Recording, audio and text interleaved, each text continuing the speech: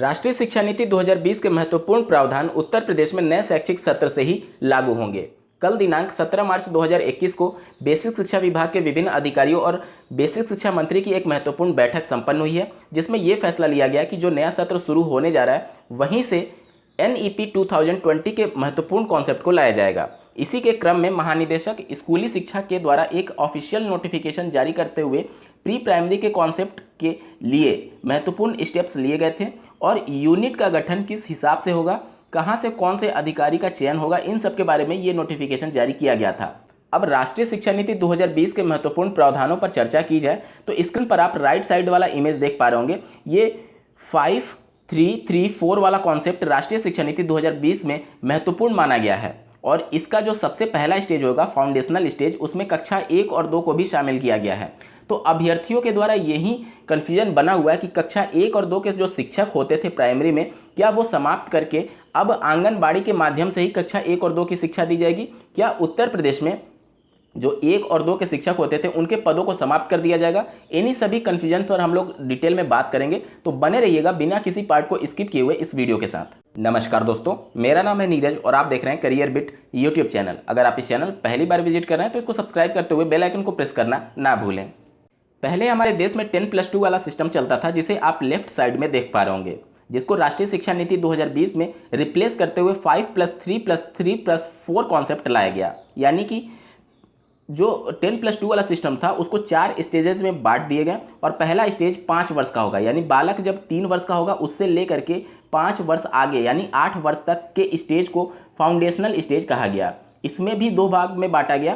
पहला pre primary school का concept लाया गया है, जिसमें जब बच्चा 3 वर्ष से लेकर के 6 वर्ष तक का होगा तो उसको आंगनबाड़ी या फिर प्री स्कूल के माध्यम से स्कूली शिक्षा के लिए तैयार किया जाएगा। इसको आप आसान भाषा में समझिए, जिस प्रकार से आज आप प्राइवेट स्कूल्स में प्लेवे का कॉन्सेप्ट देख पा रहे होंगे, उसी तरीके से सरकारी स्कूल में आंगनबाड़ी के माध्यम से प्लेवे वाला कॉन्सेप्ट ऐड किया गया है, ताकि बच्चे जब कक्षा 1 में जाएं तो उनमें शिक्षा को लेकर के जागरूकता और रुचि उत्पन्न हो सके। ठीक है, और इसी फाउंडेशनल स्टेज में कक्षा 1 और 2 को भी शामिल कर लिया गया है। अब यही मेन कन्फ्यूजन है कि कक्षा 1 और 2 वाले जो टीचर होंगे क्या वो आंगनबाड़ी के माध्यम से पढ़ाए जाएंगे? तो दोस्तों ऐसा नहीं है।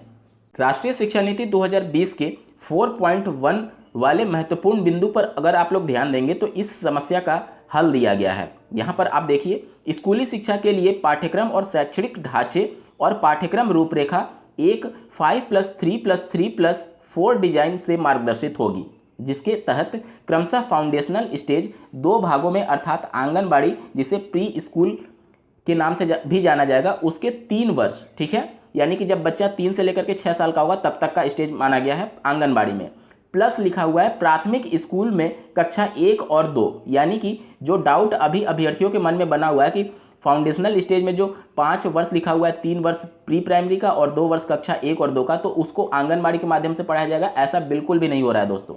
जो राष्ट्रीय शिक्षा नीति 2020 है उसमें क्लियरली मेंशन है कि जो कक्षा 1 और 2 है वो प्राथमिक स्कूल में ही पढ़ाया जाएगा, ना कि आंगनबाड़ी में। तो उत्तर प्रदेश में जो भी सोशल मीडिया साइट्स पर अफवाहें चल रही हैं कि इस कॉन्सेप्ट के आने के बाद से प्राथमिक स्तर के कक्षा 1 और 2 में अध्यापकों के पद समाप्त हो जाएंगे, तो ऐसा बिल्कुल भी नहीं है। आंगनबाड़ी के जो कार्यकर्ता होते हैं उन्हीं के माध्यम से प्री प्राइमरी स्टेज, यानी जब बालक 3 वर्ष से लेकर के 6 वर्ष तक का होगा तब तक उनको शिक्षा दी जाएगी।